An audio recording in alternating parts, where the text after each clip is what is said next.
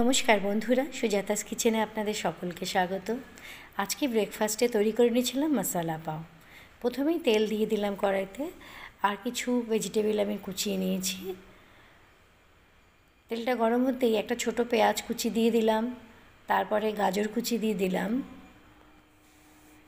এবারে এগুলোকে একটু ফ্রাই করে নেব। একটা কাঁচা লঙ্কা কুচি দিয়ে দিলাম। গ্যাসের ফ্লেমটা একটু জোরে করেই ভেজিটেবলগুলোকে ফ্রাই করব। অর্ধেকটা ক্যাপসিকাম কুচি দিয়ে দিলাম।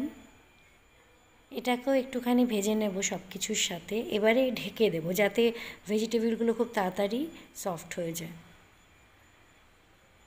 দেখুন কিছুক্ষণ বাদেই সুন্দর কালার চলে এসছে গাজরের মধ্যে। এখানে আমি 1 চামচ রসুন কুচি আর হাফ চামচ মতো আদা কুচি দিয়ে দিলাম। এটা আমি গ্রেট করে নিয়েছিলাম গ্রেটারের সাহায্যে, আপনারা পেস্টও দিতে পারেন। হাফ চামচ হলুদ গুঁড়ো এবং হাফ চামচ লঙ্কার গুঁড়ো দিয়ে দিলাম। এই গুঁড়ো মশলাগুলোকেও খুব ভালো করে সব কিছুর সাথে মিলিয়ে নেব। একটা টমেটোকে আমি রাফলি কেটে নিয়েছি, এখানে টমেটোটা দিয়ে দেব। ভীষণই চটপটা হয় আর খুব তাড়াতাড়ি তৈরি হয়ে যায়। আপনারা এটা বিকেলে স্ন্যাক্স হিসাবেও তৈরি করতে পারেন। এখানেই পরিমাণ মতো নুনটা দিয়ে দেবো। নুনটা দেওয়ার ফলে টমেটো থেকে রস বেরোবে এবং তাতেই খুব ভালোভাবে সব কিছু কষানো হবে। একটু ঢেকে ঢেকে আমি এটাকে কষিয়ে নিলাম। গ্যাসের ফ্লেমটা এবার একটু কম করে দেব। আর দেব 1 চামচ পাওভাজি মশলা। এটাই ভীষণ ভালো স্বাদ এনে দেবে। আর মশলাটাকে ভালো করে ফ্রাই করার জন্য অল্প একটু জল দেবো যাতে মশলা পুড়ে না যায়। জলটা দেওয়ার পরে খুব ভালো করে কষিয়ে নিতে হবে। দেখুন তেল ছাড়া অবধি এটাকে কষিয়ে নেবেন। তেলটা ছেড়ে এসছে।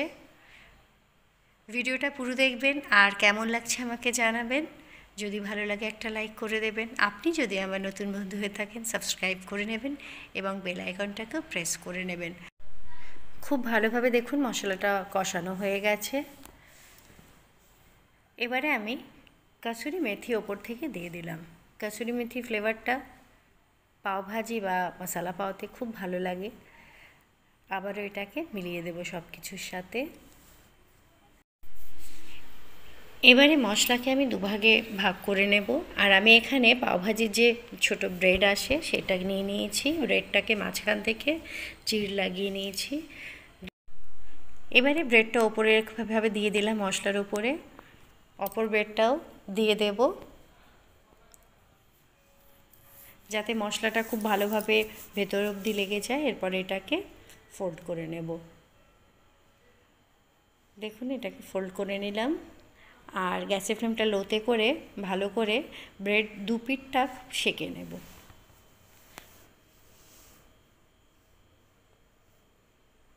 দেখুন দু পিঠই ব্রেড আমার সেঁকা হয়ে গেছে।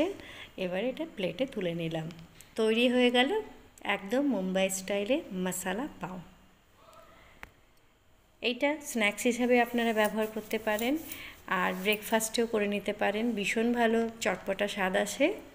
ভিডিওটা পুরো দেখার জন্য অনেক ধন্যবাদ। সকলে খুব ভালো থাকবেন, সুস্থ থাকবেন। আবারও দেখা হবে আরেকটা এরকমই চটপটা রেসিপি নিয়ে।